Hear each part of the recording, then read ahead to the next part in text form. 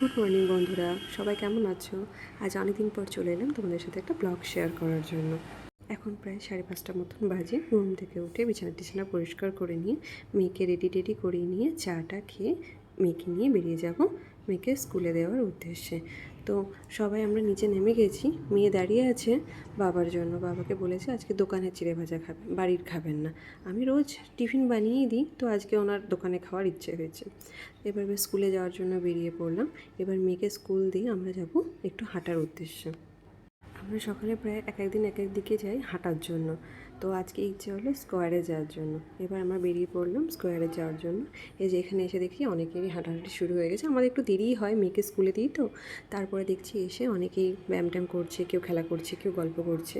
যাই হোক, এবার হাঁটাটা শেষ হয়ে গেলো। এবার আমরা যাচ্ছি বাজারের উদ্দেশ্যে। একটু বাজার করে নিয়ে বাড়ি ফিরে যাব। বাড়িতে এসে দেখছি গাছে হনুমান এসছে। আমি মাকে সঙ্গে সঙ্গে বললাম ছাদের ফুল গাছগুলো খেয়ে নেয়নি তো? তো মা বললো না, আমি সব নামিয়ে রেখেছি।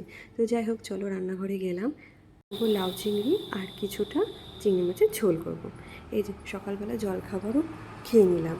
এরপরে আমি চলে গেলাম রান্নার দিকে। বর কাজে বসলো আর মেয়ে স্কুলে।